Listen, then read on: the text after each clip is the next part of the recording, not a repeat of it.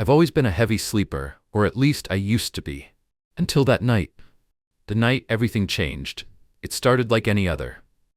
The house was quiet, the kind of silence that wraps itself around you like a thick blanket. I was asleep in my bed, the only light coming from the faint moonlight filtering through the curtains. The clock on my nightstand ticked slowly, its rhythmic sound soothing me deeper into sleep. But then, there was a noise. It was soft at first, almost like a whisper, but it carried with it a strange weight that made my body tense. My eyes snapped open, heart pounding in my chest. I turned my head to glance at the clock, 12:15 a.m. Far too early for my mind to play tricks on me. The whisper came again, louder this time, and it wasn't coming from outside the room, it was inside, right beside me. I held my breath, straining to hear. The voice was barely audible, but unmistakably there. It wasn't speaking words. It was just a hum, like a melody I couldn't recognize. I sat up, my legs heavy, my body reluctant to obey, as if some invisible force was weighing me down. My room was dark, the shadows long and stretching in the corners, but there was no one in sight. Nothing out of place, yet the feeling of being watched gripped me instantly. I pushed the covers off and swung my legs to the floor, the cold wood beneath my feet sending a shiver up my spine. The air felt thick, heavier than usual, as if the very room had taken on a life of its own.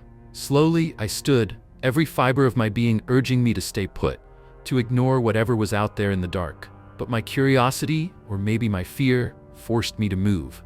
I tiptoed toward the door, reaching for the handle. That's when I heard it. Footsteps. Not coming from outside my door, but inside the hallway, moving closer. I froze, my breath caught in my throat. The footsteps didn't make sense. They were too quiet, too deliberate, as if whoever or whatever was out there was trying to avoid being heard, but they were failing miserably. My pulse raced. I wasn't imagining this. Something was in the house. Something or someone. With trembling hands, I slowly turned the door handle and cracked the door open, just a sliver. I peeked into the hallway. Nothing. No shadowy figures, no intruder, just the quiet emptiness of my dark house. But then, something in the far corner caught my eye. A shadow. It was stretching unnaturally long, as if it was moving of its own accord. The worst part? The shadow wasn't cast by anything. My heart skipped a beat.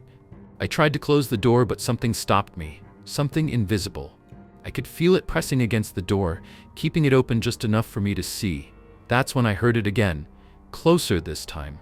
The whisper. It was coming from the corner of the hallway. "Come closer," the voice hummed, as though it were calling me.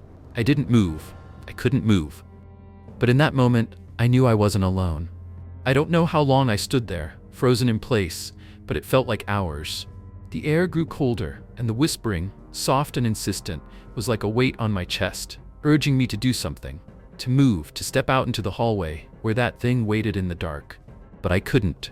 My body refused to obey, locked in place by fear. The shadow in the corner seemed to shift, elongating like a dark liquid stretching across the floor. My pulse pounded in my ears, drowning out the faint rustling sound from the hallway. And then, as if on cue, my phone rang. I flinched, the sudden noise piercing the tense silence of the room. For a moment, I thought it was a mistake, that it was part of the nightmare I was trapped in. But then, the screen lit up with a number I didn't recognize. The name didn't appear, just an anonymous, unlisted number.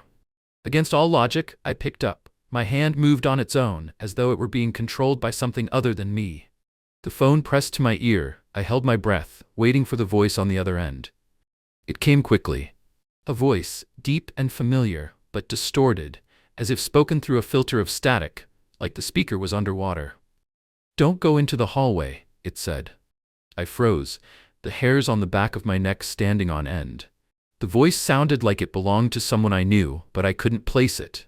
And the words didn't make sense. Why was it telling me not to go into the hallway? How did it know what was happening? I opened my mouth to speak, to ask who was on the other end, but the voice cut me off. "Get out of the house," it continued, the static growing louder. "There's something waiting for you." The line went dead. For a moment I stood there, my breath coming in ragged gasps, still clutching the phone.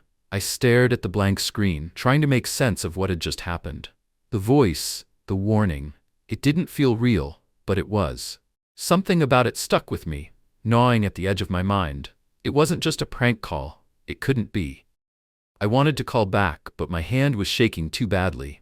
The cold had settled deeper into my bones, and the whispers outside the door were growing louder now, almost frantic. Then, the unthinkable happened. A knock. 3 soft knocks on my bedroom door. Not a bang, not the sound of someone desperate to get in, just 3 gentle raps, like someone asking permission. I took a step back, my heart hammering in my chest. There was no way anyone could have gotten into the house, not without me hearing. I lived alone. The voice on the phone had said something was waiting for me. That thing? Was it behind the door now? I shouldn't have opened it. But something inside me, the same thing that had made me pick up the phone, pushed me forward. I slowly reached for the door handle, my fingers barely able to grip the cold metal. The whispers, now an incoherent chorus, filled my head as I twisted the knob and pulled the door open just a crack. Nothing. But as I stepped into the hallway, I felt the temperature drop even further. I could see my breath now, fogging in the air. And there, standing at the end of the hallway, was a figure. A tall, shadowy silhouette that seemed to stretch toward the ceiling, its shape blurring and warping in the dim light. It had no discernible features, no face, just a swirling black mass, its edges fraying like smoke. It moved, slowly, deliberately. And then it spoke. "You shouldn't have answered." I couldn't breathe. My chest was tight, suffocating, as the figure in the hallway loomed closer. Every instinct in my body screamed for me to run, to lock myself away somewhere, anywhere, but my legs wouldn't move. It felt like the floor beneath me had turned to quicksand, pulling me deeper into the suffocating atmosphere of the house. The figure didn't have eyes, but somehow I felt its gaze pierce through me. My body was frozen, but my mind was racing. It hadn't moved, not really. It just was. Looming, waiting, watching. The cold continued to intensify, swirling around me, clinging to my skin like 1,000 icy fingers. And then, just when I thought I couldn't take it anymore, the figure spoke again, its voice a low hum that seemed to come from everywhere and nowhere at once. "Not everyone can hear us." I don't know why I asked, but the words slipped out of my mouth before I could stop them. "Who are you?" The shadow didn't answer. Instead, it tilted its head slightly, as though considering the question. It reached out a hand, if you could even call it that. It was more like an extension of the darkness itself, an arm that stretched beyond reason and physics. It reached toward me slowly, deliberately, and just before it touched me, I recoiled, stumbling backward. But it wasn't the figure that made me back away. It was the sound, from behind the walls. It was faint at first, like a scratching noise, but it grew louder and more frantic, like something or someone was trying to crawl its way through the plaster, digging its way toward me. The figure's hand paused in midair, as if it too had heard it. The whispering grew louder, and it was no longer coming just from the hallway. It was coming from everywhere, through the walls, from the ceiling, from under the floor. It was as though the house itself had become alive, and the shadows were the ones pulling its strings. I stumbled back, my heart pounding, my breath shallow and quick. The scratching was relentless now, a maddening noise that sent waves of panic through me. I pressed my hands to my ears, trying to block it out, but it only grew louder, more insistent. The figure in the hallway remained still, unmoving, its presence a constant weight on my chest. And then I heard something new. A voice. This one wasn't like the deep, distorted hum from before. It was clearer, but still warped in a way I couldn't explain. It was coming from within the walls. "Help us." I couldn't tell if the voice was male or female. It was broken, ragged, like it had been trapped in the walls for far too long. I wanted to scream, to run, but I couldn't. The terror had paralyzed me.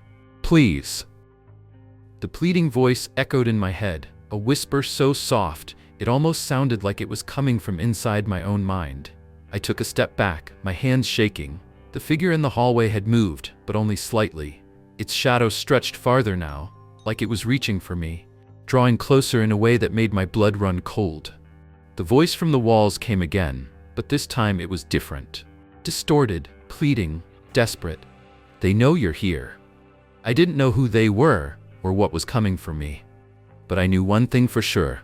I wasn't alone. And whatever was hiding inside the walls had been waiting for me. The walls around me groaned as if they were alive, creaking and cracking under the pressure of whatever was trapped within them.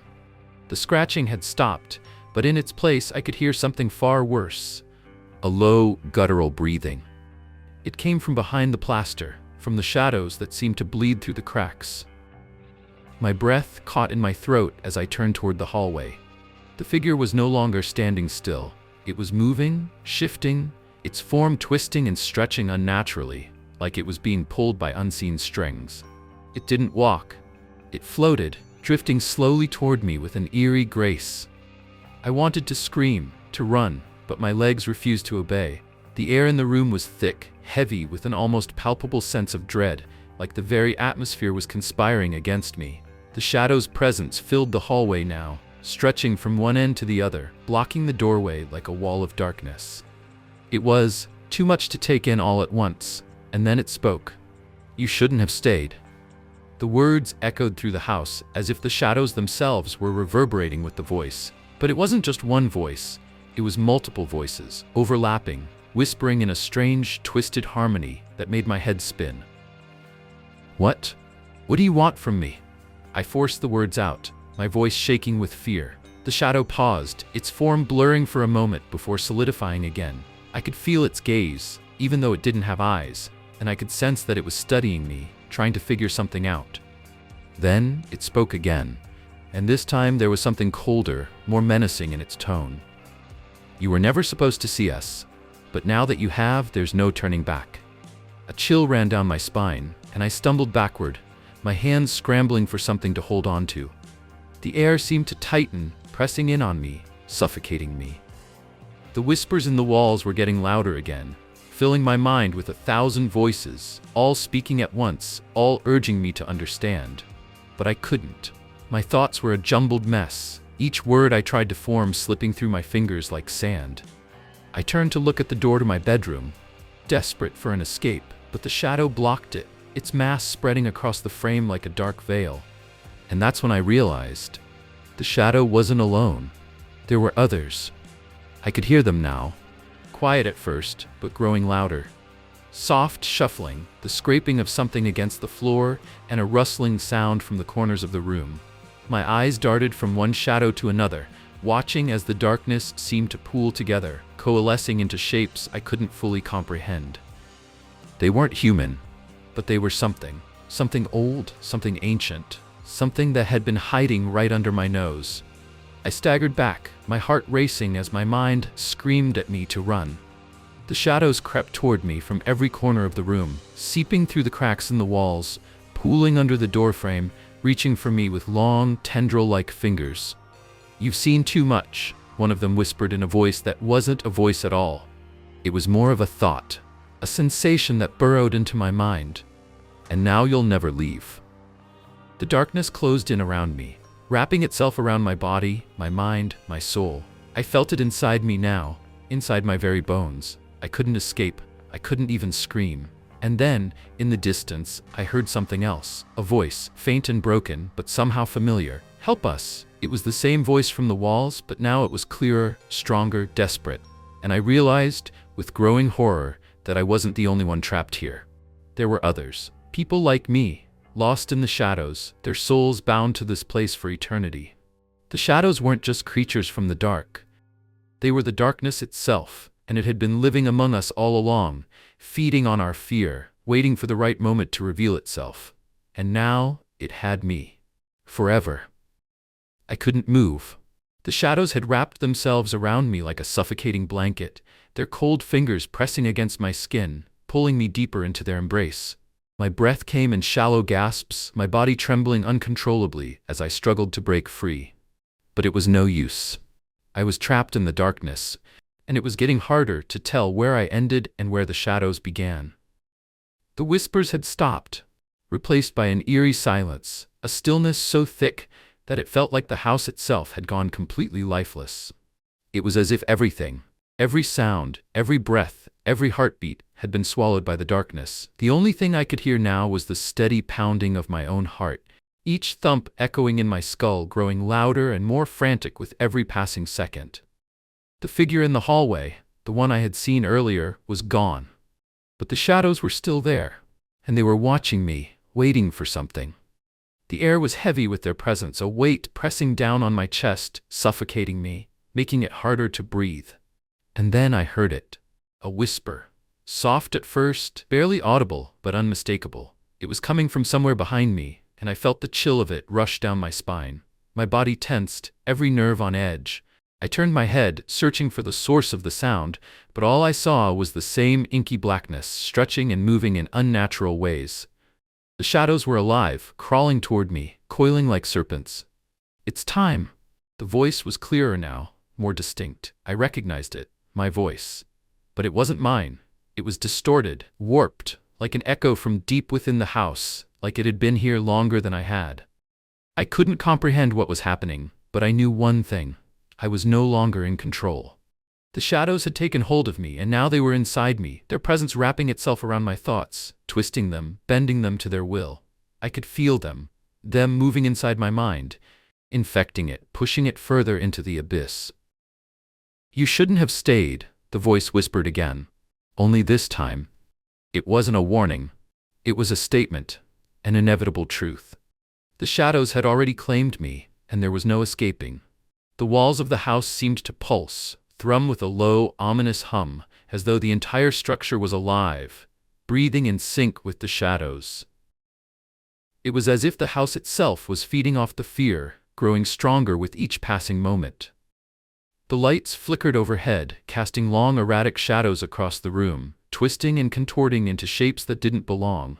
I reached out, my hand trembling, and touched the wall, feeling the cold, smooth surface beneath my fingertips. And that's when I felt it. A shift. The wall before me seemed to ripple, like a thick layer of fog had suddenly taken over the room. It was like the house was breathing with me, its pulse in sync with mine, its rhythm guiding me into the darkness that was slowly consuming me. I could hear the voice again, but this time, it wasn't just in my head. It was in the walls, the floor, the very air I breathed. "We've always been here. We've always watched." I didn't have the strength to fight anymore. The shadows had won, and as I closed my eyes, I could feel them pull me deeper into the darkness, into the void where there was no escape. And then, everything went quiet. For a brief moment, there was nothing, just the hollow emptiness that followed the silence of the house. But then, from somewhere far below, I heard the final whisper. "You're one of us now." And that was the last thing I heard before the shadows took me completely. It started with a feeling, like a subtle shift in the air, a weight I couldn't place but could feel pressing against me. At first, I thought I was just tired. I'd been working long hours at my new job and hadn't been sleeping well, but this was different. There was something about it that made the hairs on the back of my neck stand up, as though something was watching me, waiting for the perfect moment to strike. It wasn't until I noticed the threads that I realized something was horribly wrong. I work as a night auditor at a small hotel on the edge of town.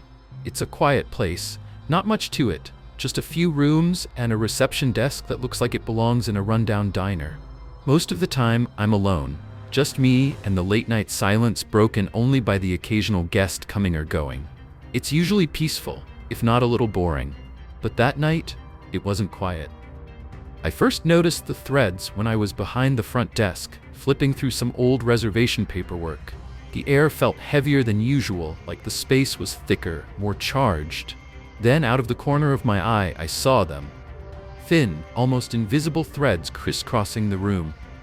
At first, they appeared like nothing more than delicate strands of dust hanging in the air, catching the weak light from the overhead lamps. But as I focused on them, I realized they weren't dust. They were threads that seemed to move. My breath caught in my throat. I blinked, and they were gone.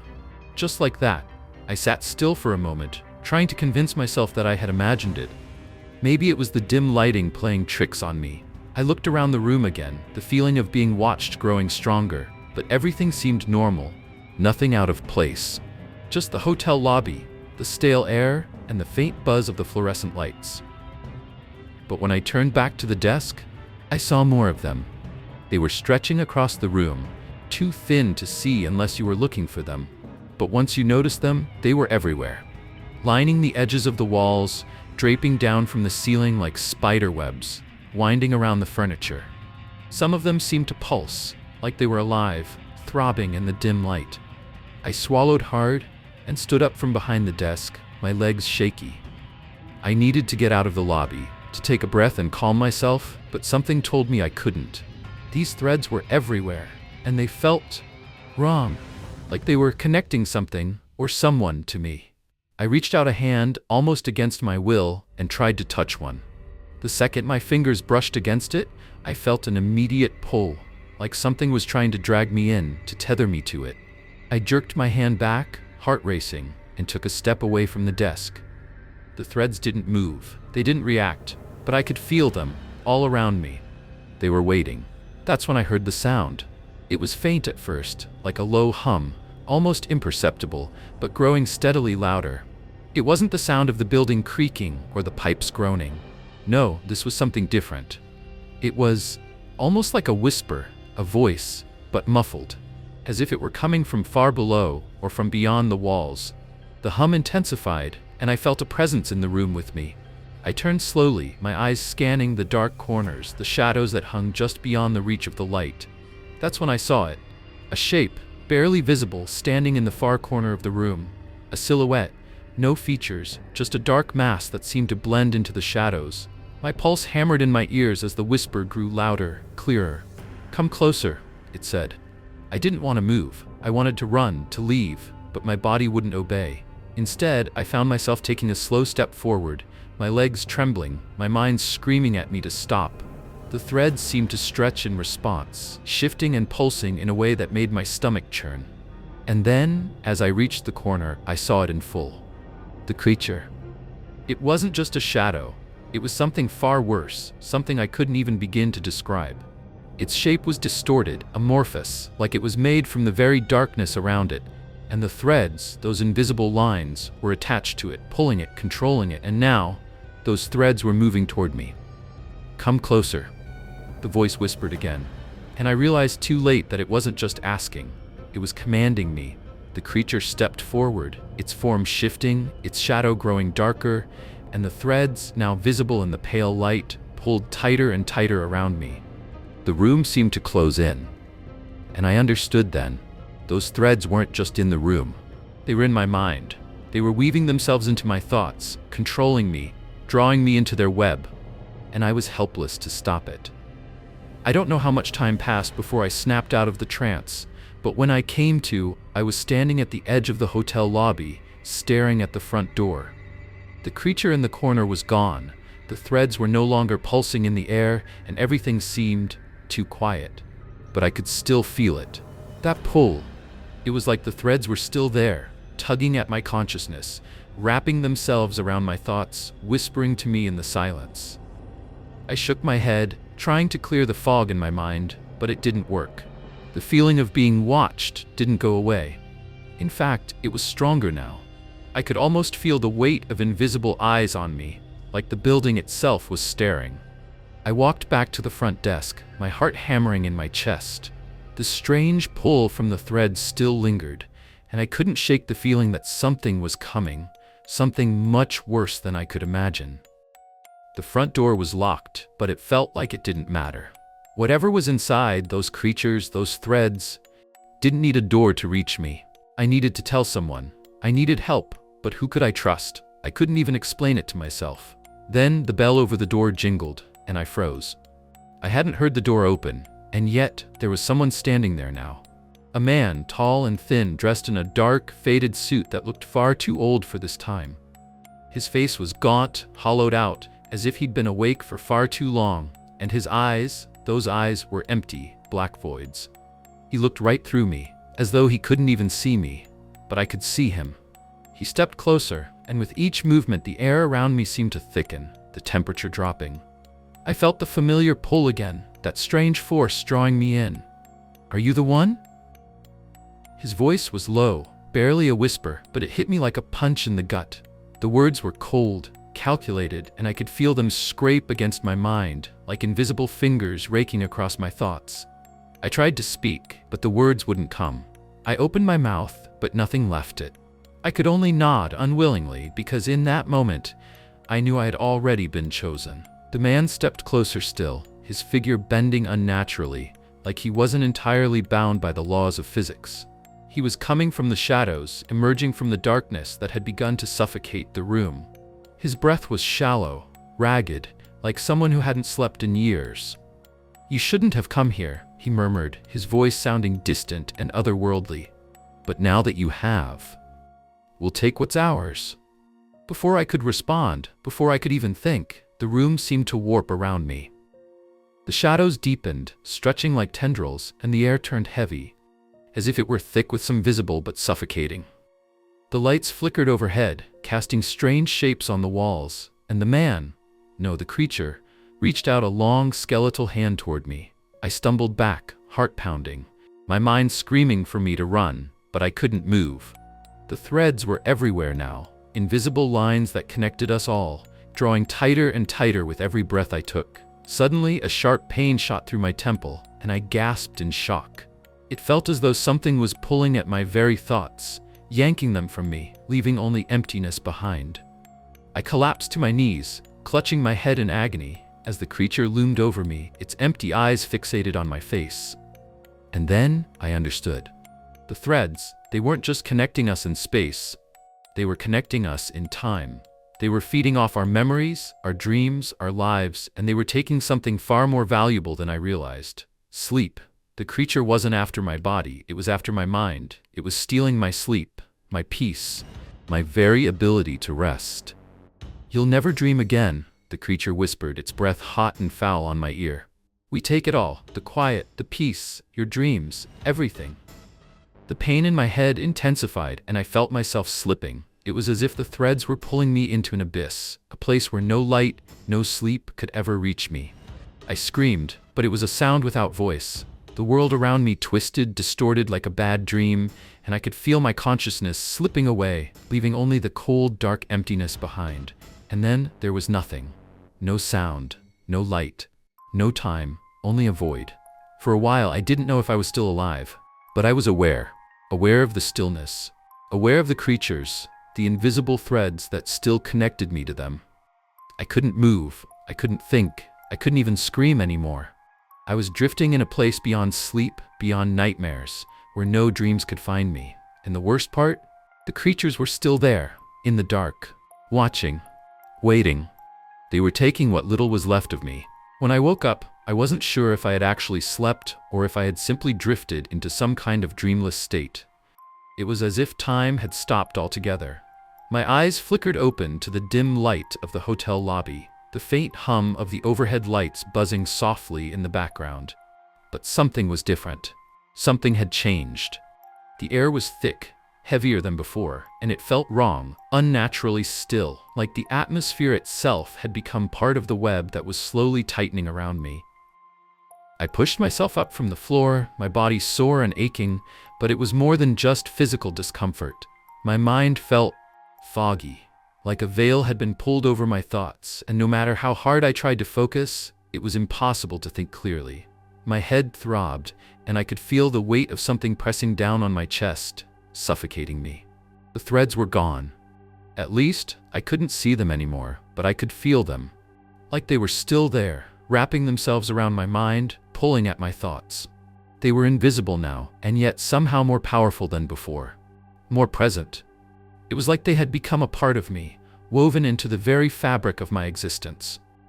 I staggered to my feet, my legs trembling, and took a few shaky steps toward the desk. The lobby was empty, but I could feel the presence of the creature, lurking just beyond the shadows, waiting for the right moment to strike. I had no idea how long I had been unconscious, but it felt like an eternity. And in that time, something had shifted in me. Something deep within, something that wasn't quite me anymore. The door to the lobby creaked open, and I froze, every muscle in my body tensing. I was not alone. A figure stepped into the room, another man, tall and gaunt like the first one, his face shadowed and unreadable. But this one wasn't like the creature I had seen before. His eyes were sharp, calculating, and they fixed on me with an intensity that made my skin crawl. "You're still here," he said, his voice low and smooth, but it sent a chill down my spine. "Interesting. You were supposed to have left by now." "Who are you?" I asked, my voice hoarse. barely above a whisper. The words felt alien in my mouth, like I hadn't spoken in days. My throat was dry, my mouth tasting of metal. The man didn't answer right away. He took a slow, deliberate step forward, his eyes never leaving mine, his gaze unsettling and predatory. It doesn't matter who I am. What matters is that you've caught their attention. The creatures, the ones who weave the dark nets. I shuddered. The words felt wrong, like they shouldn't have been said aloud, but they rang in my mind like a terrible truth I had known all along. The threads, they've been inside me, in my head. He nodded. Yes, they've started their work, haven't they? It's inevitable. Once they choose you, once they start weaving, it's only a matter of time before you're completely caught in the web. I took a step back, panic rising in my chest. What do you mean? What are they doing to me? The man's lips twisted into a smile, but it wasn't a comforting one. It was cold, calculating, like he was enjoying my fear. They feed on your mind, on your thoughts, on your memories. They draw you into their net, and once you're tangled in their threads, you'll never escape. You'll be one of them, another lost soul, caught forever in the darkness. I felt my knees buckle, and I grabbed the desk to steady myself. The pain in my head was unbearable now, a constant grinding ache that never seemed to stop. My body was no longer my own.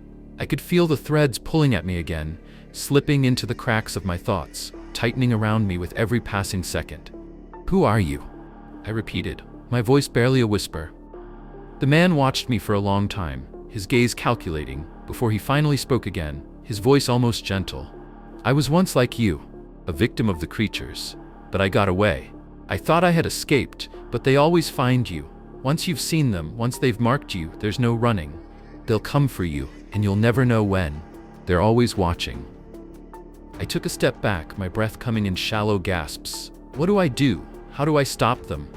The man didn't answer immediately. Instead, he glanced toward the door, as if expecting someone or something to come through it. His face darkened. There is no stopping them, he said finally, his voice hard. Not once they've started weaving, but maybe you can delay it. You have to break the thread, disconnect from the net before it becomes permanent.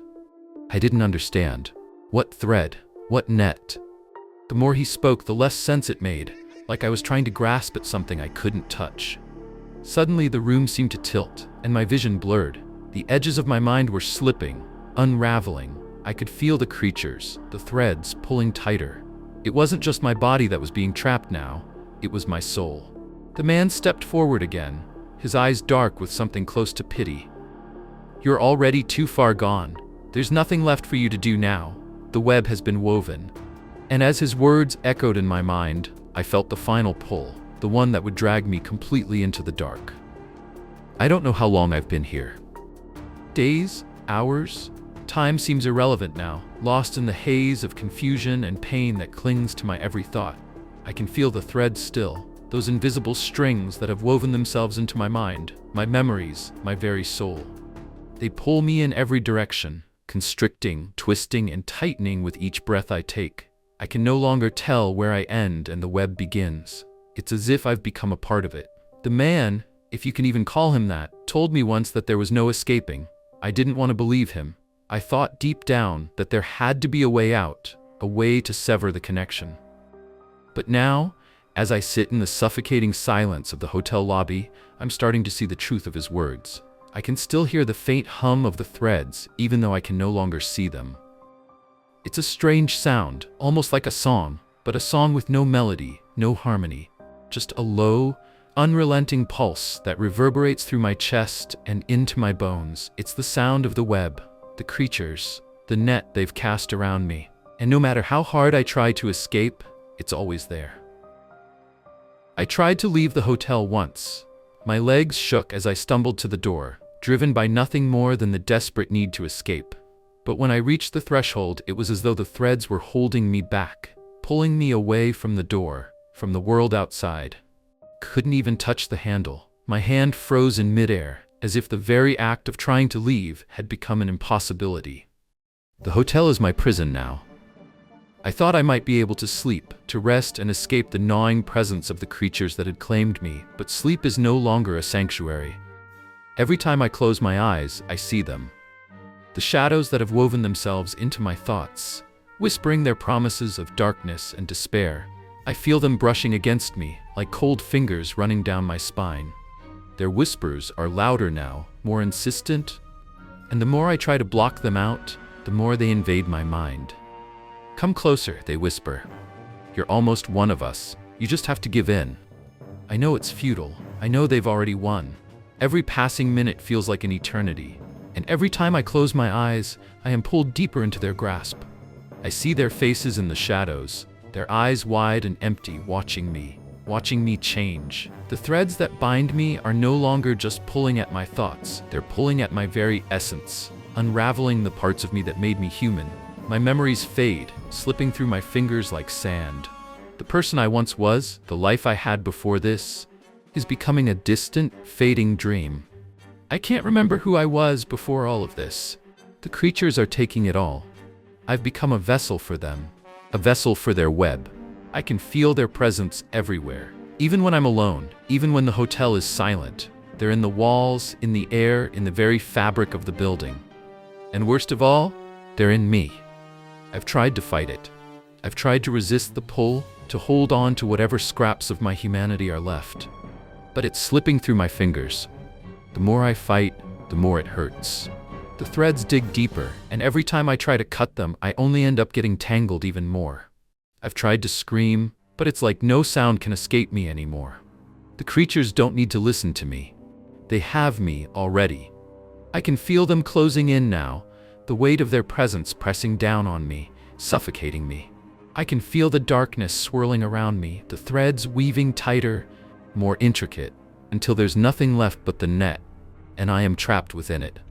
There's no escape.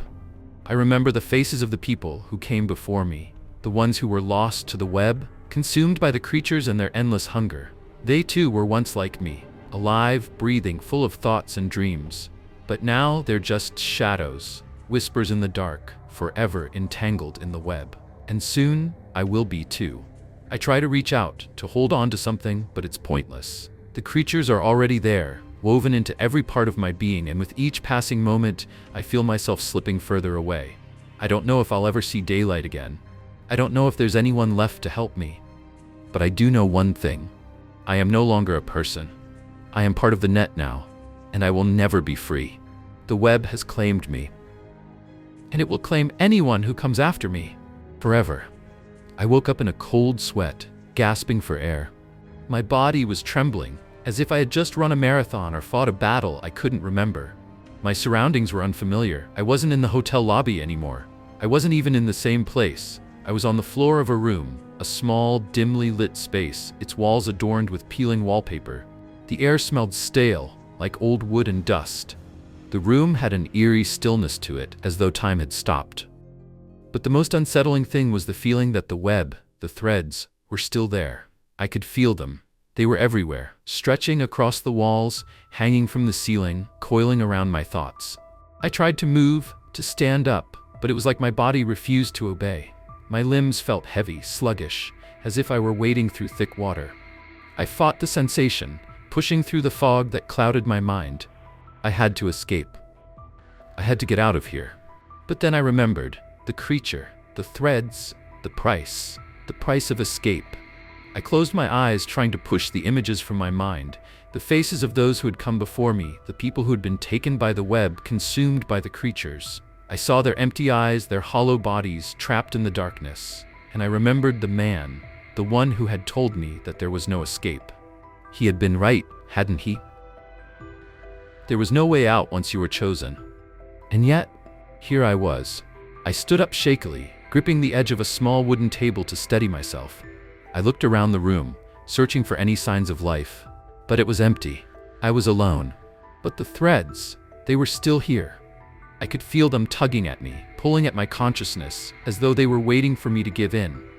The pain in my head was unbearable now, a constant, gnawing ache that never seemed to fade.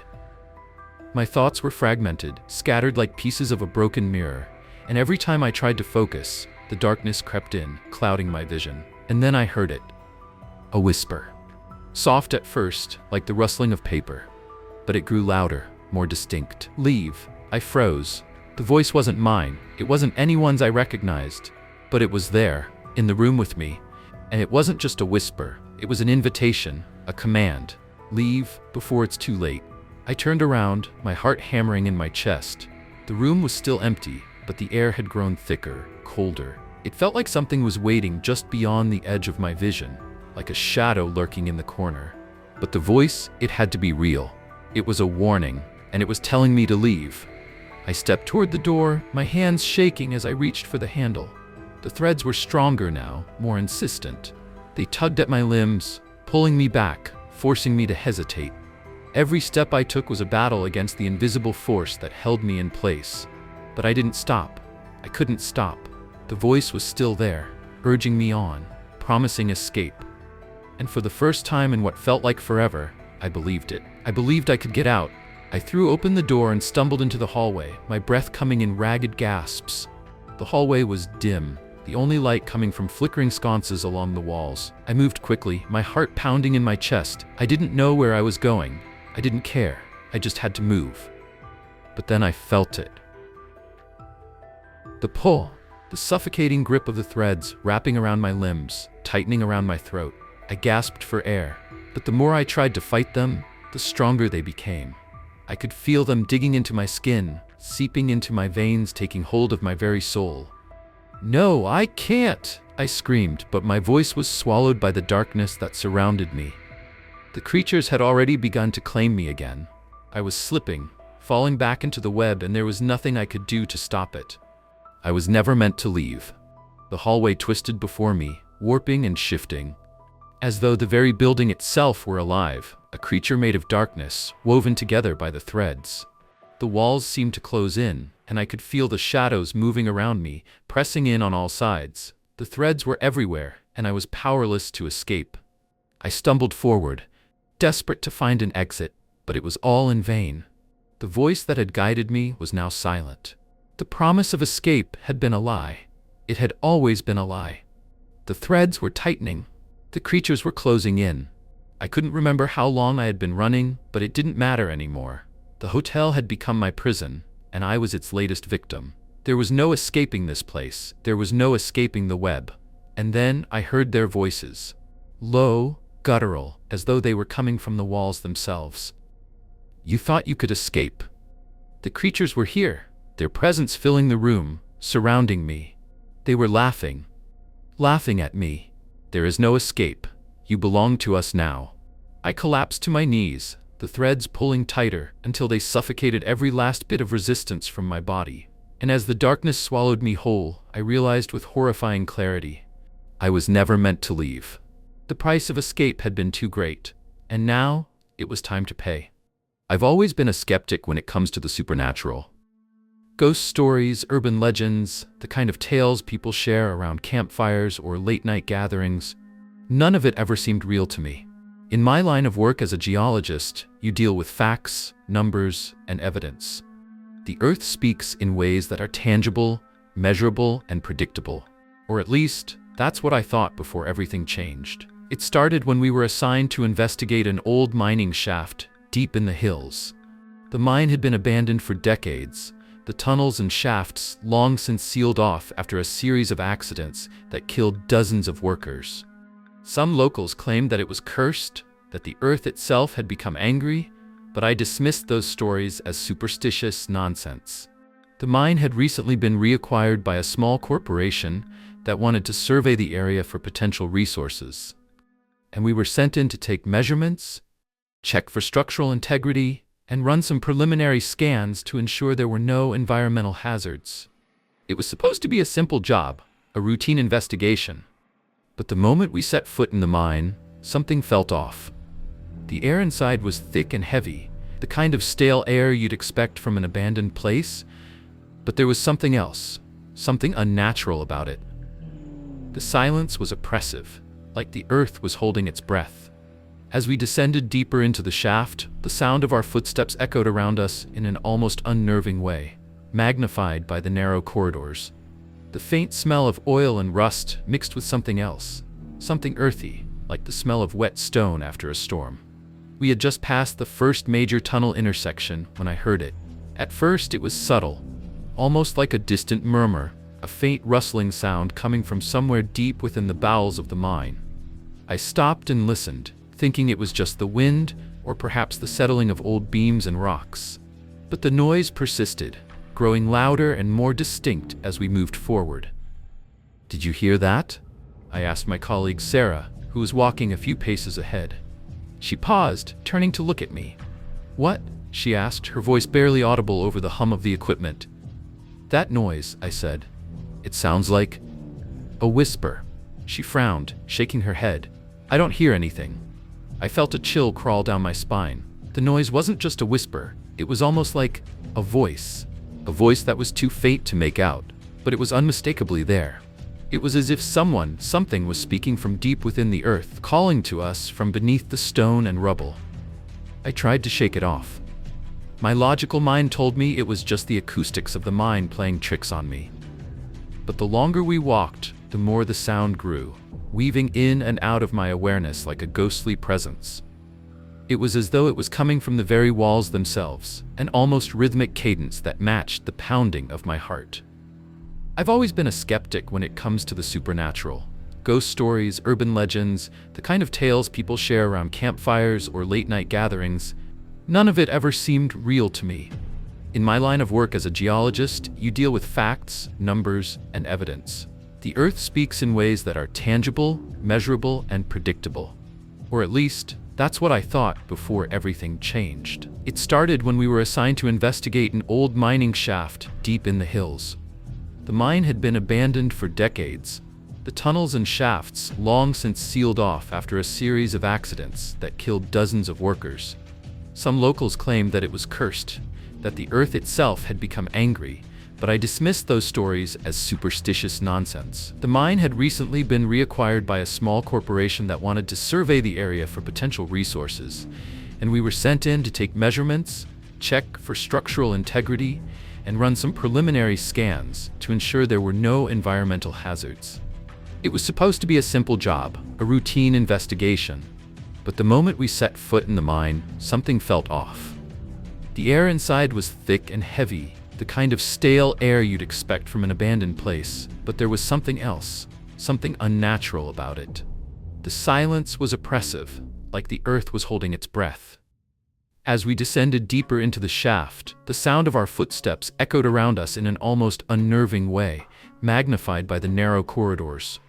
The faint smell of oil and rust mixed with something else, something earthy, like the smell of wet stone after a storm. We had just passed the first major tunnel intersection when I heard it. At first it was subtle, almost like a distant murmur, a faint rustling sound coming from somewhere deep within the bowels of the mine. I stopped and listened, thinking it was just the wind, or perhaps the settling of old beams and rocks. But the noise persisted, growing louder and more distinct as we moved forward. "Did you hear that?" I asked my colleague Sarah, who was walking a few paces ahead. She paused, turning to look at me. "What?" she asked, her voice barely audible over the hum of the equipment. "That noise," I said. "It sounds like a whisper." She frowned, shaking her head. "I don't hear anything." I felt a chill crawl down my spine. The noise wasn't just a whisper, it was almost like a voice that was too faint to make out, but it was unmistakably there. It was as if something was speaking from deep within the earth, calling to us from beneath the stone and rubble. I tried to shake it off. My logical mind told me it was just the acoustics of the mine playing tricks on me. But the longer we walked, the more the sound grew, weaving in and out of my awareness like a ghostly presence. It was as though it was coming from the very walls themselves, an almost rhythmic cadence that matched the pounding of my heart. "Are you sure you don't hear it?" I asked again, my voice growing more urgent. Sarah gave me a strange look. "I think you're hearing things. Maybe we've been down here too long already." But I couldn't ignore it. I felt it. The whisper was becoming clearer now, as if it was trying to make contact, trying to communicate. It was like a sound just on the edge of comprehension, teasing me with its proximity. I couldn't make out the words, but the tone was unmistakable. There was something deeply unsettling about it, something primal. And then it stopped. The silence that followed was deafening. For a moment everything was still, almost too still. I held my breath, waiting for the whisper to return, but there was nothing. Just the sound of my own ragged breathing echoing through the tunnel. "Okay, that's enough," Sarah said, turning back toward the entrance. "We're getting out of here. I'm starting to feel like this place is wrong." I nodded in agreement, eager to escape the growing sense of unease that had settled over me like a heavy blanket. But as we made our way back toward the mine's entrance, the ground beneath our feet suddenly trembled. At first it was just a slight shake, like the thrum of distant machinery, but then it grew stronger, more pronounced. The walls of the tunnel seemed to vibrate, and I heard it again, the whisper. But this time it wasn't faint, it was louder, clearer. It wasn't just a whisper anymore, it was a voice. A deep, guttural voice that seemed to come from the very bowels of the earth. I could feel it in my bones, like the sound was vibrating through the stone, through the air, and into my soul. "Leave, now." It growled, the words slow and deliberate, like the growl of some ancient creature awakening from its long slumber. I froze, heart pounding in my chest, and turned to look at Sarah. Her face was pale, her eyes wide with fear. "Did you hear that?" I whispered, though I already knew the answer. She didn't need to respond. The look on her face said it all. We weren't alone down here. The whisper was no longer a distant murmur. It was a command, a warning. And whatever it was hungry. The ground shook again, more violently this time, as if the earth itself was protesting our presence. I could hear the sound of something moving beneath us, shifting through the tunnels, crawling through the stone and earth, like an immense, unseen beast stirring from its slumber. And I realized then, with sickening clarity, that we had awakened something we were never meant to find. We had disturbed the beast beneath the earth, and it was coming for us. We didn't wait long. The tremors that had rattled the mine were enough to make us scramble for the exit. But as we made our way back, the whispering voice followed us, an echo that seemed to come from every direction. It wasn't just beneath the earth anymore. It was everywhere, creeping into the very air around us, filling our ears with the low, guttural growl. "Leave, now." It continued to hiss, each repetition growing more insistent, more menacing. Sarah was ahead of me, moving quickly, but I could see the fear in her eyes, the uncertainty in every step. Her pace quickened as we neared the mine's entrance, but something wasn't right. The tunnel we had entered from didn't look the same anymore. The walls, which had once seemed solid and reliable, were now shifting, as if the stone was breathing, alive in a way I couldn't understand. I tugged on her sleeve. "Something's wrong. We need to get out, but I don't think we're going the right way." She glanced over her shoulder, and for a brief moment, the fear in her eyes turned to confusion. "What are you talking about? The exit's just ahead." But I was already moving back, my feet heavy with the sense that we had turned down the wrong path. The whispering was louder now, almost deafening. It wasn't coming from the tunnels ahead anymore, it was beneath us, beneath the very ground, as if the creature's voice had found a way to crawl through the rocks and soil like a creeping sickness. "Come on, Sarah," I urged. "This way." We turned around and began to backtrack, our footsteps echoing in the stillness of the mine. But the deeper we went, the more the ground beneath our feet seemed to shift, as though it were no longer solid, but something alive. The walls trembled with the weight of some immense presence, the faint growl of the creature vibrating through the stones, as if it were slithering through the very foundation of the earth. And then it happened. The ground beneath me buckled, just for a split second. A tremor so deep that I thought it might crack the entire mine in half. I stumbled, my foot slipping into a crack in the stone, and when I looked down, I saw something that stopped my heart. The floorboards beneath us had split open. At first, I thought it was just a structural fault, a crack in the wooden planks, maybe caused by the vibrations of the mine. But the gaping hole in the ground wasn't just a crack. It was a fissure, a jagged opening that seemed to go on forever into the blackness beneath. And through it, I could hear the whispers more clearly, now louder than ever, as though they were coming from deep within the earth itself. "Come closer." I backed away from the hole, my chest tightening. "Sarah?" I whispered, my voice trembling. "Do you hear that? It's coming from below." She stopped in her tracks, eyes wide with fear. Her gaze locked onto the crack in the floor, and for a moment I saw the same dread that had gripped me. Is that the thing?" she asked, her voice barely above a whisper. I didn't know how to answer. The whispering was louder now, impossible to ignore. The voice was low, guttural, but there was something else there. Hunger. It was alive in that sound, a presence just beneath the surface, a force pulling at our very souls. I glanced around frantically, looking for something, anything that could explain what was happening. But there was nothing. No explanation, no escape. The only thing I could hear, feel, was the pull of whatever was beneath the floorboards. Before I could say another word, the air seemed to crackle. The mine shuddered violently, as if it were alive, as if something enormous was stirring beneath us. The whispers turned to a low growl, deep and inhuman, shaking the very walls around us. I felt it in my bones, in my chest, the vibrations of something far larger than we could comprehend moving beneath the earth. I tried to step back, but Sarah was frozen, staring down into the blackness below us. "Sarah, move!" I shouted, reaching out to grab her arm, but she didn't react. Her eyes were wide, fixated on the crack in the floor. I tugged harder, trying to snap her out of her trance, but it was like she was glued to the spot. The sound, the presence beneath us, it had gripped her, just like it had gripped me. "Sarah, please," I begged. "We need to go, now." Finally, she jerked her head toward me, her face pale, her pupils dilated with terror. "It's not just the mine," she whispered hoarsely. "It's something else. It's trying to pull me down." And then, before I could process her words, the floorboards around the crack started to shift. The wooden planks groaned and creaked, bending under pressure, as though something huge, something alive, was forcing its way up from beneath. I felt the vibrations in the soles of my boots, the ground trembling as the whispers turned into something else. A snarl, a howl that echoed through the mine. "Get back," I yelled, pulling Sarah away from the hole, but it was too late. A huge, twisting form shot up from the ground, an appendage that burst through the floorboards, sharp and sinewy, dripping with something foul and slick.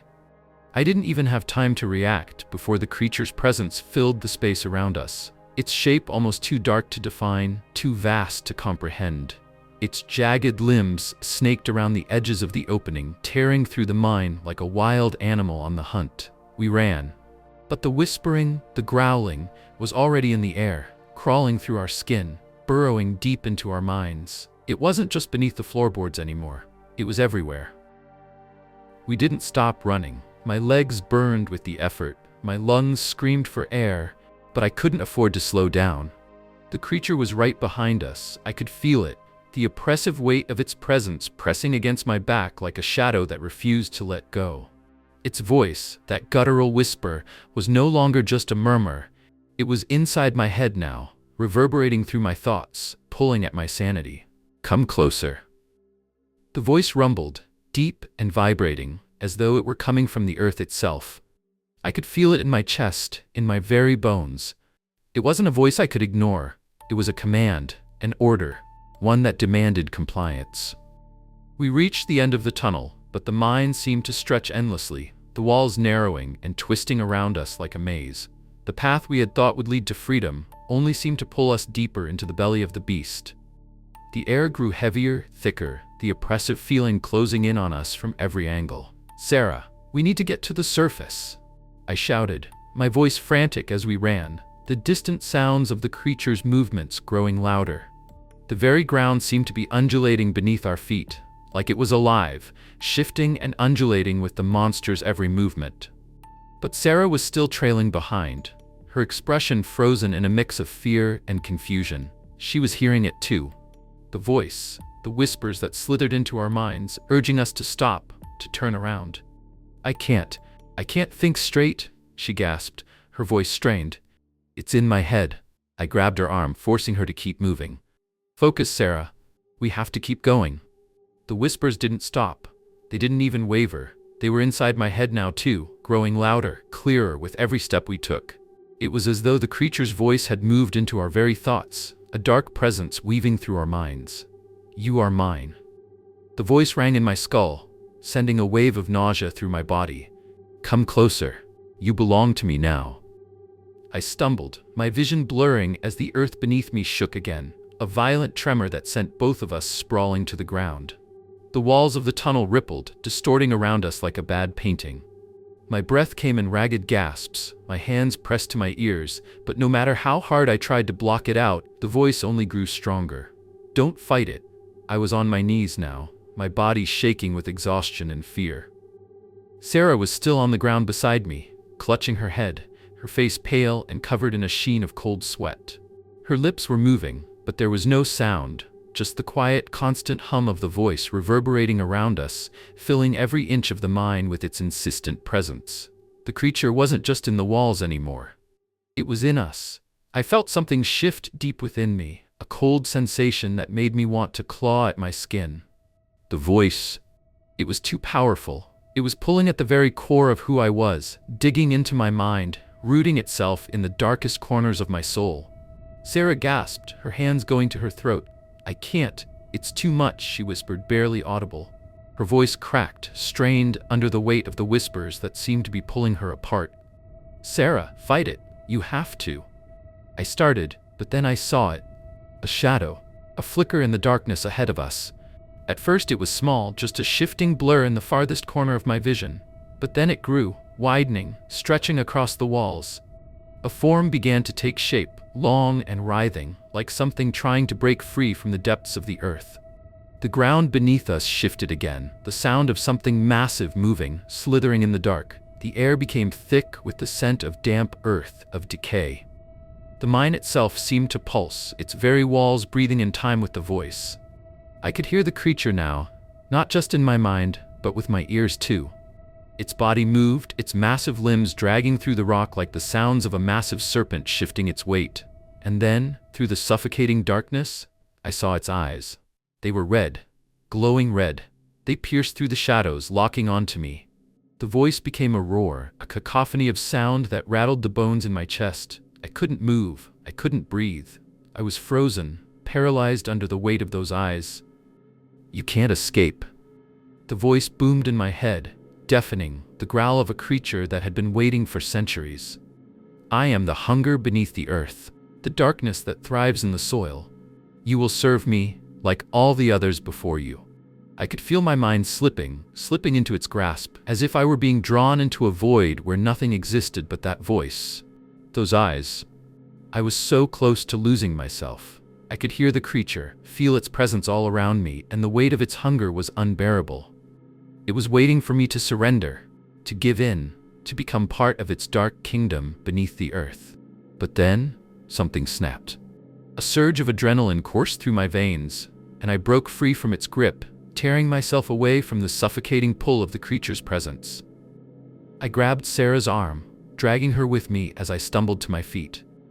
"We have to leave," I gasped, my voice hoarse. "We have to get out of here now." The creature roared again, the sound shaking the very foundations of the mine, but I didn't look back. I couldn't. Every instinct in me screamed that we were running out of time, that the creature's voice would swallow us whole if we didn't escape. We ran, blindly now, through the twisted maze of tunnels, the walls closing in around us, the whispering growing louder, more insistent. It was a battle of willpower, one that I wasn't sure I could win. But I couldn't stop. I wouldn't stop. We had to escape. Before the creature's voice consumed us entirely. We ran for what felt like hours, but in reality it was only a few minutes. The mine seemed to stretch and warp, like it was shifting around us, changing in real time. I could feel the darkness closing in, a weight pressing down on us from every side, from the very walls, the ceiling, the earth beneath our feet. It was like the mine itself had become a living, breathing thing, alive with the hunger of whatever creature lurked beneath us. Sarah and I didn't speak. There was nothing to say. We were both too terrified, too consumed by the sense that whatever had followed us, whatever had whispered to us, was never far behind. The sound of our footsteps was swallowed by the oppressive silence that enveloped us. But the whispers, they never stopped. They grew louder, more intense, as though the creature was feeding off our fear, drawing closer with each passing second. I could feel it in my chest, the unmistakable thrum of its presence, pulsing like a heartbeat deep beneath the ground. And I knew, with a sickening certainty, that it wasn't alone. There was something else with it, something that had been waiting, watching. "We can't outrun it," Sarah said. her voice trembling as we stumbled through the narrow passage. Her face was pale, her eyes wide with panic. "We won't make it out of here." I didn't respond at first. The truth of her words hit me like a ton of bricks. I'd known it all along. Deep down, there was no escape. The creature's voice, the growls, the whispers, they weren't just signs of its presence. They were part of it. They were its will, its way of drawing us closer, breaking us down. And now I realized it wasn't alone. I didn't want to admit it, but the signs were everywhere. The way the mind twisted unnaturally around us, the way the earth beneath our feet trembled with the weight of something immense moving just out of sight. There were more. I could feel them, crawling beneath the surface of the earth like a nest of predatory creatures waiting to strike. "It was never just one," I whispered, more to myself than to Sarah. "What do you mean?" she asked, her voice faint, as if she was struggling to hold on to her sanity. "The whispers, they're not just coming from one thing," I said, my voice hoarse. "There's more. There's something else, another presence, something older, stronger, and it's been here longer than we could ever imagine." She didn't say anything, but I could see the fear in her eyes, the way her body tensed as if waiting for something to reach out from the shadows and drag her under. Suddenly, the ground beneath us shook violently, and the walls around us seemed to bend as if they were being pulled from within. The air turned thick and heavy, almost suffocating, and the whispers, the growls, they turned into a cacophony of voices, all layering over one another, each one more distinct, more malevolent than the last. "You cannot escape." The voice from beneath the earth rumbled, its tone different this time, colder, more menacing. "We will not let you leave." I felt my blood run cold as the ground shifted again. The walls groaned and cracked, and I could see something dark, moving in the fissures of the rock, slithering between the cracks, coiling like a snake waiting to strike. It wasn't just the one beast I had feared, it was an entire horde of them. A nest of horrors that had been feeding on the earth, waiting for the moment when someone, anyone, would disturb the balance. And now, it seemed, we had been chosen. We had awakened them. "We need to get out," I yelled, pulling Sarah along, but she stumbled, her feet dragging as if the earth itself were holding her down, pulling her into the very ground. "There's no way out," she whispered, her voice shaking. "It's pulling me in. I can feel it. Feel them." I turned to look at her, desperation flooding my senses. Her eyes were wide, pupils dilated, as if the whispers had already begun to take root in her mind, bending her will to whatever lay beneath the earth. I couldn't lose her. Not now. "Sarah, fight it," I urged, shaking her shoulders, trying to snap her out of the trance. "Please. We can still make it out of here together." She blinked, her head jerking back, as if waking from a dream. For a brief moment, I thought she was coming back to herself. But then her expression shifted again. Her mouth parted in a silent scream, and her body jerked violently as if some unseen force had taken hold of her. And that's when I saw it. Shapes emerged from the shadows, writhing, slithering, like black tendrils reaching up from the ground, from the walls themselves. They were crawling through the air, twisting and contorting, as if the earth itself had birthed them, giving them life. They were the creatures, the ones who had been feeding on the whispers, waiting for the moment when the ground would break open. And now, they were here. The first one lunged at Sarah, its dark, serpentine body slithering up from the cracks in the floor. I screamed and pulled her away just in time, but I knew it wouldn't be enough. We were surrounded. The creatures were everywhere, their long, slick bodies darting through the shadows, their mouths dripping with hunger. "No," Sarah gasped, her voice breaking. "It's too late." The whispers grew louder, blending together into a chorus of voices that echoed in every corner of the mine. I couldn't tell which one was speaking anymore. There were too many, all reaching out with their cold, ancient voices. "We've been waiting for you." The voice from beneath the earth hissed. "You are ours now." I looked around in a panic, my mind racing. There had to be a way out. There had to be something I could do. But it was too late. The creatures were everywhere, their tendrils wrapping around the very air, pulling it into their grasp. And the mine, this living, breathing nightmare, was closing in around us. I grabbed Sarah's hand and turned, running again, but I knew in that moment that escape was impossible. The beast or beasts beneath the earth, they had already claimed us. and we would never leave. The mine was alive, and it was hungry. The air had grown suffocating, thick with the acrid stench of earth and decay. Every breath felt like I was inhaling dust and rot, each exhale a battle against the suffocating weight of the darkness that pressed in around us. The walls of the mine seemed to be alive, shifting and moaning, as if the very rock was breathing with us. We had nowhere to run. The creatures, no, the things, had surrounded us completely. Their long, serpentine bodies, slick and dark as oil, slithered in and out of the cracks in the earth, their movements unnervingly smooth and fluid, like shadows made flesh. Their eyes, those unblinking hollow orbs that glowed faintly in the dark, watched us, unblinking, unwavering. I could feel them in my mind now. It wasn't just their presence, it was their thoughts. Sharp, intrusive, like a chorus of voices all demanding something from me. They whispered incessantly, clawing at the edges of my sanity. "We are waiting. You will join us, forever."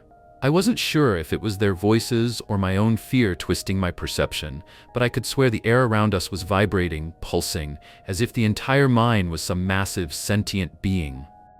It was as if the earth itself was alive, feeding off the terror that radiated from us, savoring it like a feast. "Sarah," I whispered, turning to my friend. Her face was as pale as the stone walls surrounding us, her eyes wide, haunted. She didn't seem to be entirely here. It was as though the creatures had already begun to consume her, body and soul. Her lips moved, but no sound came out. I could see her trembling, every part of her stiff and tense, as if she were trying to resist the pull of whatever darkness had already claimed me. "They're in my head," she whispered, her voice barely audible, strangled with terror. "They're in my thoughts." The whispers grew louder, more intense. I could feel them press against the walls of my mind, like fingers scraping at the inside of my skull, digging deeper and deeper.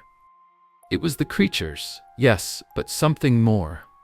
The beast beneath the earth, the one that had been whispering to us from the start, was not just a monster. It was something older, something that had been here long before the mine, long before us. It was waking up, it was rising.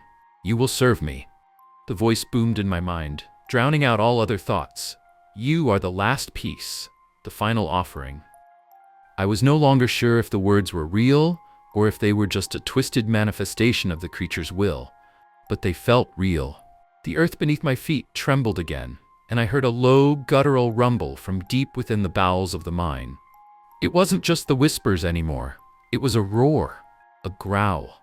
The creature beneath the earth was waking up, and it was hungry. I could feel the ground shifting beneath us, cracking, as though the earth itself was opening up to allow the creature to rise. The walls groaned as if in agony, the very rock straining against the weight of whatever lay beneath, struggling to keep the beast contained. But it wasn't enough. The creature was stronger than the mine, stronger than anything that had been built to contain it. And now, it was free. The floor beneath us buckled with a violent jolt. I barely had time to react before the earth split open. A massive crack appeared in the stone, snaking its way up from the floor and splitting the ceiling above us, sending a shower of dust and rocks falling. I screamed, grabbing Sarah, pulling her back as chunks of stone rained down around us. But it wasn't enough. The crack widened, and from the darkness beneath it, I saw something stir. The creature's eyes glowed brighter now, red like burning coals, and I saw its form begin to emerge from the earth. It was vast, ancient.